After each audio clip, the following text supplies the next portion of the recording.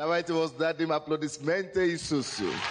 Мы благодарим Тебя, Господь Иисус, за Твое присутствие в этом зале сегодня. Мы благодарим Тебя за честь служить Тебе и знать Тебя как живого Бога, не просто как существо, не просто как кто-то, кто где-то живет там далеко, с палкой в руке. Мы благодарим Тебя, что Ты есть живой Бог. И Ты показал себе нам живым Богом. Ты ходишь с нами каждый день, и Ты сказал, я не покину вас и не оставлю вас. Хотя мы Тебя не видим физическими глазами, но мы ощущаем Тебя рядом с нами всегда. Мы духовными глазами Тебя видим каждый день, с Тобой общаемся, с Тобой разговариваем, и рады, Господи, называться Твоими детьми. Мы благодарны Тебе, Господь, что у нас есть Отец.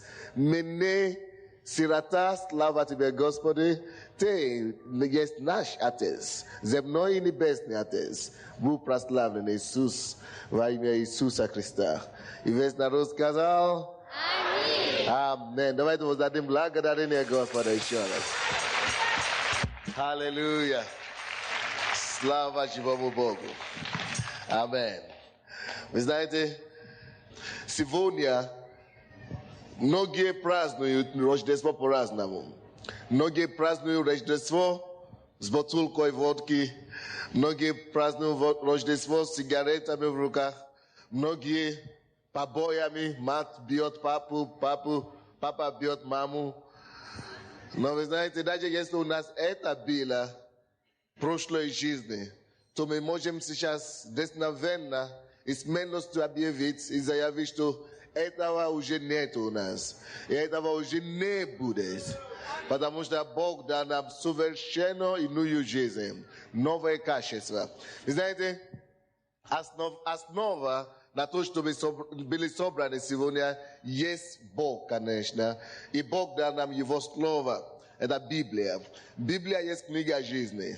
Однажды Линкольн, президент Линкольн в Америке сказал: я не понимаю, как можно править страной без Библии. Или как руководить миром без Библии. Бог дал нам Библию, чтобы она была руководителем нам в жизни. Чтобы руководить и устроить свою личную жизнь, и чтобы устроить свое последующее существование здесь на земле. Что Бог говорит относительно воспитания детей? Что Бог говорит нам? Чтобы сегодня наши дети не стали ракетирами, чтобы сегодня наши дети не стали ворами, чтобы мы могли спокойно воспитывать детей сегодня и быть уверены, что через 10 лет, или через 20 лет, что они не станут хулиганами, что они не станут такими детьми, которые начнут бить матери или бросать камни отцов. Чтобы мы были уверены, что этого ребенка, кого я воспитываю, что этого ребенка, кого мне дал Бог, что он также будет обеспечить ему, он будет воспитывать его благородным и богобоязненным ребенком. Вы знаете, к сожалению, родители, это вам я говорю сегодня, слушайте внимательно. К сожалению, великое сожалению, я это не говорю, чтобы смеяться над такими родителями. Поэтому церковь Слова Веры здесь есть, чтобы восстановить разрушенные семьи, разрушенные дома. Вы знаете, что, к сожалению, есть слишком много родителей в Киеве сегодня, не только в Киеве, и в Америке, и везде, которые скорбят. Слушайте меня. Скорбят не потому, что у них плохая жизнь, не потому, что у них нечего кушать, не потому, что у них плохая семья, но слишком много мужчин и женщин, которые скорбят, потому что их дети не выросли такими, какими они хотели бы их видеть. Слишком много мамы плачут, что дети попали в тюрьму. Слишком много мамы плачут, что дети попали в больницу. Слишком много родителей плачут, что дети ушли в рэкет. Слишком много родители плачут, что дети стали проститутки. С иностранцами гуляют. Слишком много родителей плачут, потому что их дети взрослые не такие, какими бы они хотели их видеть. Слишком много родителей плачут, что их дети колятся наркотиками. Слишком много родителей плачут, братья и сестры, что им позорно видеть своих детей, представить своих детей перед соседами. Слишком многие люди плачут, потому что их дети сейчас стали алкоголиками. Но какое решение для этих детей, которые здесь, в этом зале? Какая гарантия, которую мы, как родители, сможем дать этим детей, которые еще маленькие сейчас, чтобы они не стали такими, которые будут огорчать родителей в будущем? Какая гарантия? Только одна гарантия, дорогие братья и сестры. Гарантия только, если мы будем жить так, как Библия говорит нам жить. Гарантия только в том, если мы будем воспитывать наших детей согласно Библии. Вы слушаете меня? Только когда мы будем воспитывать наших детей согласно Священного Писания, тогда наше сердце может быть спокойно о том, что действительно Бог тоже способен охранять и управлять жизнью наших детей, когда они станут взрослыми. Библия говорит нам, что воспитывайте, направляйте детей по путям Господним, пока они маленькие, чтобы когда они станут взрослыми, они не отошли от этого пути. Но если ты пытаешься воспитывать их, когда они уже взрослые, это уже поздно. Но если Слово Божье будет в них вложено, пока маленькие, тогда это Слово не покинет их, будет направлять их. Давайте будем читать Слово Божье. В это время я попрошу людей, которые ходят в нашу церковь, которые это пережили у себя лично в жизни. Может быть, у вас были проблемы с вашими детьми. Может быть, взрослые дети или маленькие дети, когда до того, как вы пришли в церковь. Но вы пришли в церковь, и Бог принес порядок в вашу жизнь. Я попросил бы несколько родителей, но мужчины, папы, мамы, выйти вперед, как Бог помогает вам воспитывать ваших детей. Чтобы послушать просто живо для тех, которые здесь первый раз, пока я читаю из Библии. Ефесянам 6 глава Библии написано. Вы слушаете меня? Дети, я хочу говорить вам, это для вас теперь. Дети, повинуйтесь своим родителям в Господе, ибо этого требует справедливость. Дети, вы здесь? Скажите аминь. Дети, на балконе, дети, вы слышите меня? Вы понимаете, как это дядя говорит по-русски? Вы понимаете его акцент? Хорошо. Библия говорит, дети, повинуйтесь родителям. Кому нужно детям повиноваться? Дети, говорите, кому нужно повиноваться? Родителям. Да, правильно. Нужно слушать все, что говорит папа и мама. Библия говорит, не потому что они говорят, а потому что Бог говорит. Поэтому нужно послушаться. Родители, которые хотят свидетельствовать, выходите на сцену.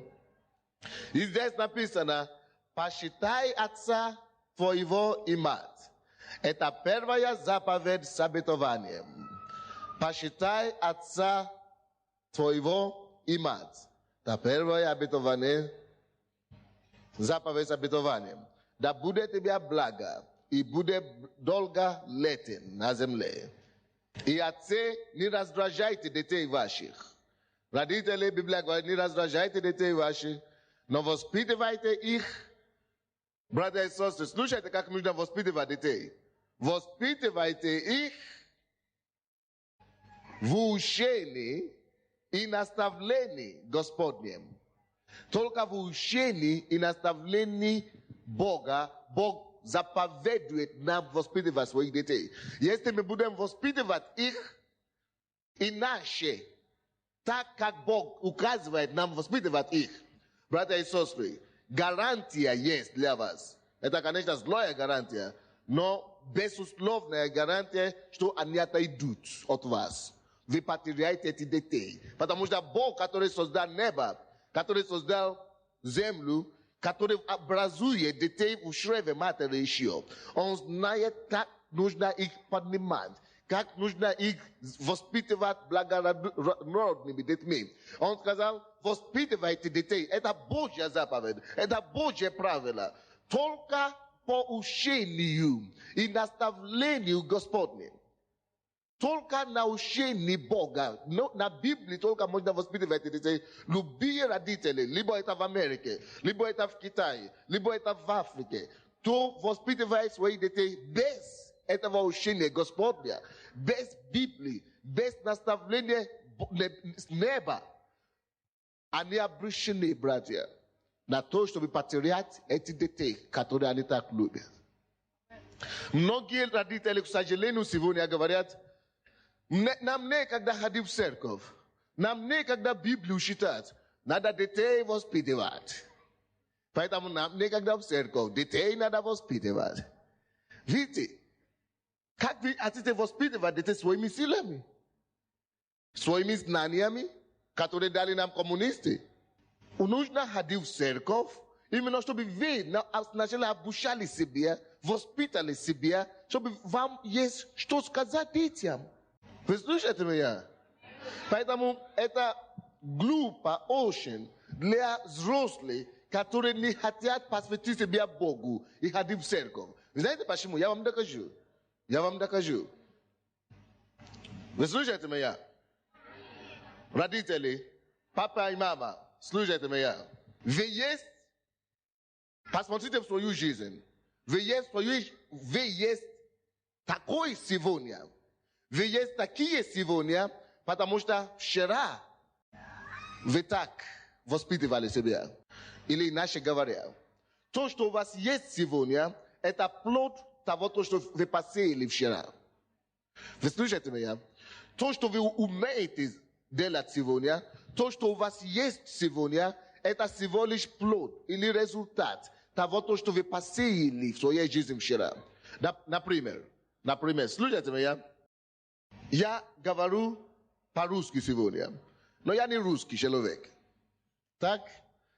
Но почему я говорю по-русски? Потому что 10 лет тому назад я изучал русский язык. То, что я вложил в себе, я пожинаю плод сегодня. Кто говорит по-английски, или кто... Идите сюда, сестра. Кем вы работаете? Юрист. Юрист? Почему она юрист, работает юристкой сегодня? Потому что когда-то она училась, наверное, в университете. Вы понимаете? Она заняла время и вложила себе в какое-то занятие, определенное время. Теперь она жнет плода те труда, те энергии, те время, которое она вкладывала в то, чтобы воспитывать себя это. Братья и сестры, слушайте меня. Таким же образом, то, что кем станет ваш ребенок через 10 лет, через 20 лет, будет плод и результат того, что вы сегодня посеете в них. Если вы сегодня будете посеять в них Слово Божье, приводите в Библию, в церковь, они вырастят богобоязненными детьми через 20, через 15 лет. Я воспитывался в христианской, не очень христианской, они только религиозные. Но каждое воскресенье меня возили в церковь. Каждую среду меня возили в церковь. Я не понимал. С детства, маленького детства, сказали в церковь обязательно. Это стало традицией в нашей семье. Хотя мои родители так себя верующие, но они постоянно меня возили. Я не понимал почему. Но когда я рос, наступает в жизни любого ребенка кризис. Подростковый кризис. Вы слышите меня? Подростковый кризис наступит в жизни и ваших детей. Куда они обратиться в это время? Что они будут делать в это время? Будут зависимы от того, что вы вложите в них сейчас. Вы знаете, я не знаю вас. Через 20 лет, наверное, я вас больше не увижу. Но я умоляю вас, чтобы вы могли иметь благородные детей на будущее. Слушайте меня внимательно. я воспитывали читать Библию. И выучивать слова из Библии наизусть. Я воспитывали ходить в церковь. И когда мой подростковый кризис наступил, я начал гулять, я поступал в колледж, там я нашел других детей, которые не воспитывали таким образом. Они начали меня приглашать в дискотеку, по ночным клубам, и я начал с ними ходить. Но я был страх внутри, нельзя. Библия говорит так. Но я все-таки пошел с ними. Но я там не мог выдержать долго. Потому что Слово Божье, которое родители уже вложили в меня, всегда приходит на ум, что бойся Бога. И я убежал оттуда, и Бог меня спас. Потому что родители вложили что-то во мне, когда я еще был маленький. Вы поняли как? Поэтому, если вы первый раз у нас в церкви, из взрослых детей, я помолюсь за вас. Мы будем молиться за вас, и мы хотим приглашать вас, чтобы вы постоянно, хотя бы каждое воскресенье, приходили в церковь со своими детьми. Дайте им пример, пока они маленькие. И они вырастут, и не отойдут от этого примера. Вы хотите свидетельствовать? Пожалуйста. В феврале месяце я пришла в эту церковь, и вот сидит мой ребенок впереди. Он был очень непослушным мальчиком, и я не знала, что с ним делать. Я понимала, что я должна его любить как мама, я старалась за ним ухаживать, покушай, то сделай. И я не видела ни послушания, никакой гармонии в семье. Но постепенно, когда Слово Божье проникало в меня, чем больше я познавала Библию, как воспитывать своего ребенка, приходил мир и покой в моей семье. Теперь я просто не могу нарадоваться. И кроме того, кроме послушания, то, что подарил мне Бог в моем ребенке, сейчас Он открывает в нем такие дары, которые я просто не могу нарадоваться. То есть я вижу в нем то, что я не могла бы сама вложить. То, что вкладывает Бог, это чудесно. И когда я позавчера вошла в комнату и увидела, чем он занимается, я увидела, что он расставляет цветы, и насколько он это делал прекрасно, и насколько он расставил это все, что я подумала, что это самый лучший дизайнер, наверное, в стране. Я верю, что он таким будет. Так что ходите в эту церковь, слушайте Слово Божье. И Бог, именно Бог, Он изменит вашу семью и ваших детей. А вы возите вашего ребенка на детское служение? Да, я постоянно его вожу каждое воскресенье, и для меня это закон. Я никогда не пропускаю ни под каким предлогом и никому не разрешаю из родственников и из знакомых это делать. А что это дает, детское служение? Детское служение дает очень много. Во-первых, он познает там Слово. Во-вторых, он общается с детьми, с Божьими детьми и учится от них. Он учит их, они учат его. И он стал общительным, вы видели на сцене, он читал стишок, чего раньше у него не было. И, у меня нет слов для выражения, потому что за этот год, это будет февраль месяц, это чудо произошло. А когда вы отдаете ребенка на детское служение, вы в это время где вы находитесь? В это время я нахожусь на проповеди, я тоже, Бог меня изменяет через эти проповеди, пастыря Сандея и других проповедников, которые приезжают к нам. И получая там на проповедях, я иду домой, обязательно ему рассказываю. То есть то, что он может понять в его 6 лет, я ему обязательно это рассказываю, чтобы это слово и в него входило, чтобы он был со мной един в этом. То есть вы даете ребенка напротив детское служение? В школу, в детское служение я отдаю, и в это время я иду на проповедь. Вы здесь находитесь в зале? Да, я здесь нахожусь в зале. Спасибо большое. Я хочу сказать вам, что пока мы в зале сейчас, слушайте, пожалуйста, внимательно. Бог не говорит сейчас, Бог не говорит, что есть женщина здесь, у кого есть проблема с грудью. У вас проблема в груди и левый грудь. Бог здесь, чтобы исцелить вас. Если вы здесь, неважно, где вы сидите, на балконе или это самое, опухоль в груди, и вы не можете, вы воспитываете ребенка, вы не можете кормить ребенком этой груди, потому что у вас там боли постоянно. Если вы, это вы, Бог хочет исцелить вас, положите, пожалуйста, руку на грудь. Сейчас во имя Иисуса я запрещаю всякую болезнь, всякие опухоли в груди, я повелеваю уйти вон, и чтобы здравие Божье пришло к вам. будьте здоровыми во имя Иисуса. Есть другой человек, у кого тоже болит грудь. Тоже, но правый грудь, но у вас не опухоль. А когда вы делаете какую-то работу, вы поднимаете руку, вы чувствуете боль, как будто идет с плечо на грудь. И тянет вас. Боль такая страшная. Это идет как будто сверху на ваш грудь и тянет вас, и у вас болезнь. И это тоже мешает вам как женщина. Если это вы положите тоже руку на грудь. Вообще, все, у кого болит грудь, положите руку, я хочу помолиться за вас. Вы увидите, что через неделю у вас эта болезнь уже не будет.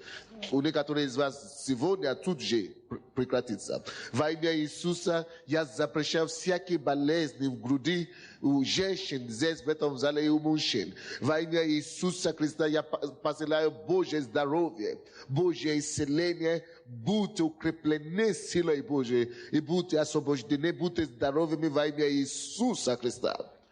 Аминь. Слава Господу. А также я хочу помолиться за женщины. Есть также женщины в этом зале, у кого женские болезни. И у одной из них, у одной женщины, особенно сейчас вам сказали, что вам предстоит операция по-женски. Но слушайте меня, пожалуйста, внимательно. Предстоит вам операция по-женски. Я говорю как пророк Божий здесь, что эта операция отменится через 2 недели. Now, слушайте, через 2 недели пойдите к врачу, и врач скажет вам, что операция не понадобится. И спросит у вас, где вы были. Вы скажете, что вы были в церкви Слова Веры. Но если это у вас по-женски что-то болит, пожалуйста, положите руку туда. Мы помолимся за вас. Будьте любезны, на себе положите руку. Во имя Иисуса Христа я запрещаю всякие женские болезни, которые представлены в этом зале. Я повелеваю вас уйти вон во имя Иисуса. Господь Иисус, прикоснись к твоим детям. Оздорови их, укрепляй их тело, чтобы свидетельство о своих чудесах явилось всем человекам. Я благодарю тебя, Господь, что ты исцеляешь этих людей, что оздоровляешь их, и они придут сюда свидетельствовать о твоем чуде в их жизни. Во имя Иисуса Христа. И весь народ сказал Аминь. Давайте послушаем дальше свидетельство, что Бог делает для вас. И именно в вашей семье после того, как вы пришли к Богу с вашими детьми. В моей семье, когда я пришла более 2 лет назад в церковь, я со своей дочерью. Моей дочери сейчас 28 лет. Я пришла, и Господь изменил, Он буквально коренным образом изменил мою жизнь. В первую очередь, изменил мою жизнь. Я пошла учиться в библейскую школу. Через некоторое время моя внучка с моей невесткой пришли в эту церковь. Потом пришел мой сын. Моя дочь покаялась со мной в одно время, но был момент, и она ушла из церкви. Пришел опять-таки момент Божий, когда она осознала, что без Господа на сегодняшний день прожить невозможно. Она вернулась. И вот они сидят здесь, пусть они встанут. Сидит невестка, сидит дочка, сидит 3 мои внучки здесь. Они здоровые. Моей самой маленькой внучке 10 месяцев. Она с 2 недель в этой церкви. Аллилуйя, Господь. Просто я благодарю Господа за то, что Он меняет этих детей. Он меняет как взрослых детей, так и моих внучек. Он дает им такое желание молиться за других людей. Он дает им такое желание каждый день молиться за церковь, за пастыря. Вы знаете, что самая чистая вера – это у детей. И Господь слышит их. И я благодарю Господа за это. Потому что я верю и знаю, что только Слово Божье может направить в этот мир правильными путями хождения этих детей. И я благодарю Господа. И я призываю вас, родители, во имя Иисуса Христа, пересмотрите свое отношение и приводите своих детей. Они научатся, они изменятся через Слово, через отношение любви Божьей, которое Господь дает в сердца тех, кто принял Его. Приводите своих детей. У нас те люди, которые призваны на детском служении быть, они ведомы Божьей любовью. И они несут эту любовь каждый день, каждый час, каждую минуту. И вкладывают это зерно в наших детей. Приводите, пожалуйста, их. Будьте благословенны. Извините, вы знаете, мы в Божьем присутствии. Всякий раз, когда мы в зале, все вместе собраны, мы перед Богом. Послушайте, Бог сейчас хочет исцелять те из вас, у кого поясница болеет. Поясница болеет у некоторых людей. И особенно, послушайте, у одной женщины здесь в зале есть двиг кости, которые бедровый кость. Здесь с левой стороны у вас двиг произошло. И вы не можете ходить, и у вас вы ходите как бы так. Но положите, пожалуйста, руку на поясницу и на бедро. Бог хочет исцелить вас и поправлять ваше бедро, чтобы вы начали ходить нормально. Во имя Иисуса Христа я молюсь за этих людей, Господь, у кого проблемы с поясницей и с бедром. Я повелеваю, чтобы все кости сдвинулись на место. Во имя Иисуса, Господь Иисус, сам прикоснись к ним. А также я молюсь за этого человека, у кого плечо, правое плечо болит. Именем Иисуса Христа я запрещаю эту болезнь. И повелеваю, чтобы Божье исцеление пришло в это плечо. Слава тебе, Господь, что ты прикасаешься к нему и исцеляешь и поправляешь эту руку.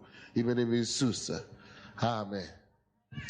Здравствуйте, дорогие. Я хочу больше свидетельствовать, наверное, не как родитель, я просто хочу свидетельствовать, как в прошлом позор своего отца. И, может, даже для тех, которые в сердце своем говорят, что мы сами сможем воспитать своих детей. Я постараюсь коротко. Мой отец, он сам милиционер, а мать моя, она работала на таможне. И это семья служащих. И отец с самого детства нас воспитывал строго. И вы знаете, в детстве мы с братом, у меня еще есть родной брат, мы дома были такие, знаете, пай-дети, которые относились: да, хорошо, папа, да, хорошо, мама. Но когда мы выходили на улицу, что-то с нами случалось. Мы начинали курить, мы начинали гулять, мы начинали там с братом лупить там соседей и такие. На улице мы были плохие, но дома мы были очень хорошие. И вы знаете, этого мало. Потом, когда мы начали расти, я начал заниматься спортом. Когда я знал, что отец сильный, и он может меня отлупить, я был перед ним: ой, папочка, извини. Но когда я становился сильнее, вы знаете, у меня прошел страх. Я перестал бояться своего отца. И вы знаете, пришло до такого, что мой отец начал бояться меня. Он боялся, чтобы зайти в нашу комнату. Но мало того, мы еще с братом потом как-то, я не знаю сам, как начали заниматься наркотиком. Мы оба начали колоться. И дошло до такого, что я и мой брат 6 лет кололись, на системе сидели. И не то, что отец, даже мать боялась зайти в нашу комнату, потому что там всегда собиралась куча наркоманов, там уже висели черепа на стенах, играла дикая музыка, кололись, курили, постоянно так. И родители просто-напросто плакали, как говорил наш пастырь Сэндей. Мой отец просто уже желал, чтобы мы пошли скорее в могилу. Он даже так говорил: если бы вы умерли, я бы один раз переплакал, говорит, и все, я бы потом успокоился. Но потом пришло такое время, когда мы увидели передачу по телевизору, где свидетельствовали наркоманы. И мы пришли в эту церковь, и вы знаете, Бог пришел в нашу жизнь, Бог пришел в нашу семью. И сейчас мы с братом уже не колемся, мы посещаем эту церковь уже 2 года. Слава Иисусу. И вы знаете, в нашей семье сейчас любовь и мир. И я недавно разговаривал со своим отцом, и он мне говорил: ты знаешь, говорит, я всю жизнь хотел тебя воспитать и сделать вас такими, какими вы сейчас есть, говорит. Но я одного не знал и не учел, что это делает Бог. Будьте благословлены. Да. Вы знаете, слишком много людей полагают на себе. О, если бы человек знал, братья, если бы только люди поняли, что они беспомощны перед злом, вы не сможете бороться с дьяволом. Вы слушаете меня? Никто не может сражаться с дьяволом. Вы не полагайте на себя, не полагайте на свое усилие. Почему бы не тратить один день, 7 дней есть неделю? 6 дней Бог дает нам работать. Почему 7-й день не посвятить Ему, чтобы Он мог тоже посвятить вашим детям и вам тоже свое время? Видите, папа милиционер, мама таможенный служащий. Вроде бы такой дисциплинированный служащий, семья. Папа берет их в рука, но без невидимой руки Божьей с неба. Без сверхъестественное правление и контролем. Человек может оказаться беспомощным. И часто она так бывает. Поэтому родители, вы знаете, когда эти люди все, которые уже пришли к Богу сейчас, видели нас по телевизору, наверное, у них тоже были сомнения какие-то.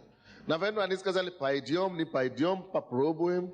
Но решили все-таки попробовать.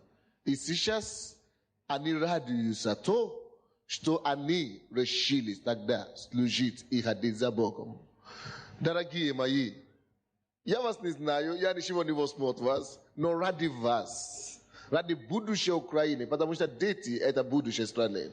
Почему не перепоручить свою жизнь Богу? Вы ничего не потеряете от этого. Некоторые из вас по воскресеньям, по выходным, вы гуляете с собакой по паркам или на даче работаете. Но почему не посвятить это время своим детям, чтобы вместе с ними служить Богу? Есть кто-то другой, кого Бог уже исцелил в зале, у вас поджелудочный болит. Поджелудочный с левой стороны желудка. Будьте любезны, положите руку, Божья сила сходит на вас, и Он исцеляет вас прямо сейчас. Человек, у кого бедро, сдвиг кости, я вам сказал, положите руку. Пожалуйста, Бог мне говорит, вы не положили руку, положите руку, вот так. И я молюсь за вас, Бог исцеляет вас. Господь, я благодарю Тебя, что Ты исцеляешь этих людей. И у кого болит руку, у кого болит руки, у кого болит поджелудочное, у кого болит бедро, Ты укрепляешь их и исцеляешь их полностью. Слава Тебе, Господь. Расскажите нам, как вас зовут, во-первых?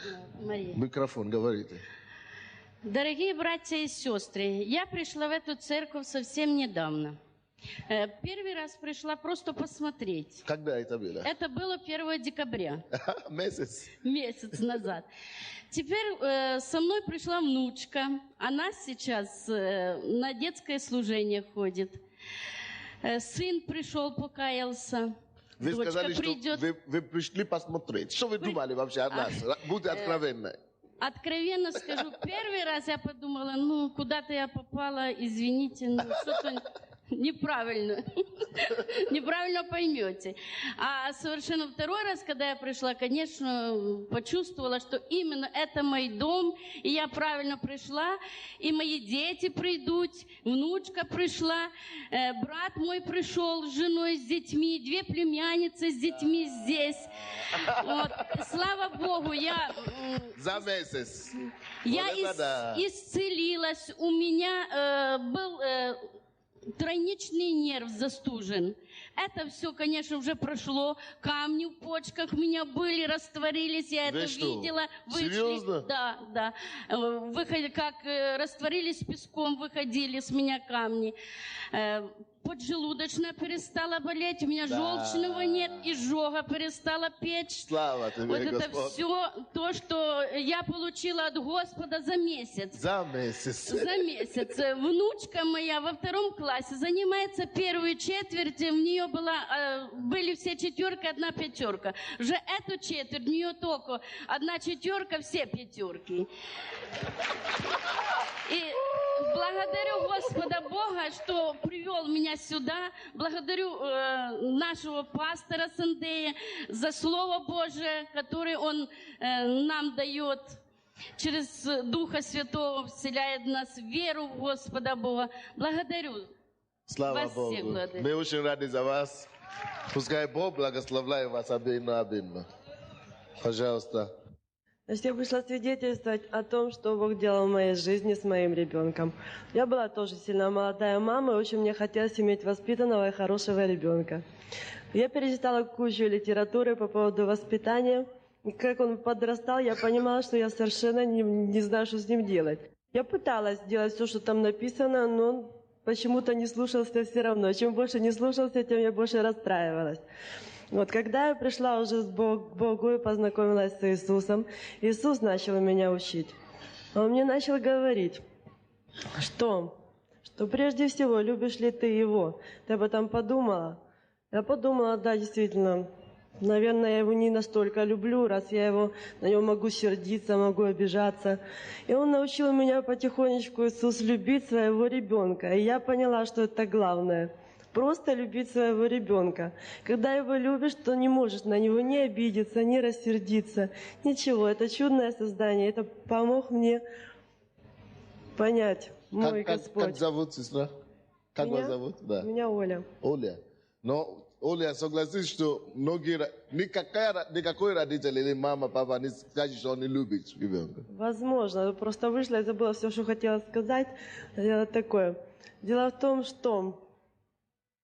Сейчас попытаюсь вспомнить. Как ты поняла, что надо любить ребенка по-другому? Дело в том, что я поняла, что дети – это наше лицо. И то, что мы в них посеяли, то мы и пожали. И, в принципе, то, что я поняла, что я должна начать с себя, и если я в него сею любовь и доброе отношение, то я вижу это потом от него. То есть, чем я больше на него кричала, тем я видела, что он совершенно перестает меня слышать вообще. Вот. И когда я начала к нему относиться с любовью, с терпением, я заметила это в ответ. И поняла, что такое сеять в него любовь. Но это невозможно понять, не имея в себе Бога. Просто невозможно. И я благодарна Иисусу действительно, потому что Он учит очень нежно и ненавязчиво, и постепенно. И Он мне еще одну вещь открыл, что ты семья, и твой ребенок, и ты вы вместе. Аминь. И почему же ты гребешь одним веслом? Если ты гребешь одним веслом, куда твоя лодка приплывет? Тогда он мне показал, вот твой сын, он твоя помощь, гребите двумя веслами, тогда вы приплывете туда, куда вы плыли. Это было очень интересно. Аллилуйя. Я благодарна Богу и счастлива, что я вас здесь всех вижу. Действительно, здесь много детей. А дети – это нежные создания, им не надо что-то доказывать много. Они принимают все действительно верой. И это чудно, потому что они научат скорее вас любить быстрее, чем вы их. Это очень интересно. И ты возишь своего ребенка на детское служение? Ну, у меня немножко мальчик буйноватый, очень подвижный. На детском служении он так вспотевает, что я потом не знаю, как его вести домой. А Поэтому ты сама ходишь, да? Да, мы вместе ходим на взрослое. Но я не могу сказать, что он хуже понимает, чем я. Иногда мне больше открывает. Иногда я поражаюсь просто, откуда в ребенке вы не думаете, что ваши дети маленькие ничего не понимают. Напрасно вы так думаете. Он, сестра меня поймет, которая свидетельствовала здесь. Она рассказывает своему ребенку то, что она слышала на взрослом служении. И дети, как ни странно, понимают. То есть это уникально. Ребенок может быть умнее взрослого человека, который в миру. Он иногда дедушке такие вещи говорит, что дедушке нечего просто сказать. То есть он действительно получает мудрость от Бога. Это выше мудрости человеческой. Поэтому маленький ребенок может быть мудрее взрослого. И слава Богу, действительно слава Богу. Мой ребенок сейчас мой лучший друг, мой прекрасный друг. Мне не скучно с ним, хотя мне раньше было скучно с ним. Сейчас мне вообще не скучно с ним, он чудное дитё у меня. Я благодарна Богу, что он мне помог просто это увидеть. То, какой подарок он мне сделал в лицо моего ребенка. И я благодарю еще раз. Сколько лет ребенку? 9. 9 лет, аллилуйя. Здравствуйте, братья и сестры. Я хочу засвидетельствовать о чудесном исцелении нашего ребенка. В 7 своих лет она имела вот такую вот карточку медицинскую и кучу болезней. Самая большая то, что было, это у нее язва желудка. В детском саду она отравилась, и все это начало развиваться. А с возрастом оно все усугублялось и усугублялось. И в 7 лет своих скорая помощь у нас уже дежурила под дверь, под парадным. Мы боялись оставаться на ночь. Я уже дома боялась оставаться без мужа, потому что эти приступы, которые начинались, я не знала, что делать. И вот мы пришли в церковь. Прошло 3 года. За это время она ни разу не болела. То чудесное исцеление, которое дал Господь, вот она. Она танцует и прославляет Бога. Аллилуйя! Не похожа на ребенка, который болеет постоянно. Да, мы сами удивились этому, когда нас отправили на обследование в гастроцентр, потому что мы должны были каждые полгода ложиться на обследование обязательно. И когда нас доктор встретила через 7 месяцев, мы не посещали уже эту поликлинику, она сказала: вы что, вы загубите своего ребенка, немедленно на обследование. И когда мы прошли это обследование, Ну, я переживала, конечно, сидела там внизу. Вышел доктор и сказал, если бы не вот эта ваша карточка, я бы никогда в жизни не сказал, что у него была язва желудка. Да. Это то, что вот свидетельство живое стоит перед вами. Это то чудо, которое Вот это да. Господь делает для нас. Да. Мы к этому никогда не привыкнем, конечно. Да, вот это да, конечно. Ты что? А те благословения, которые она получала, она закончила школу свой третий класс с грамотой. Ты что? Да? Да. Вот так вот. Дайте Ни разу Богу не болела. славу. Аллилуйя. Аллилуйя. И сейчас она прославляет и славит Господа и служит, как может, своими силами маленькими. Аминь. Ты что? Это, конечно,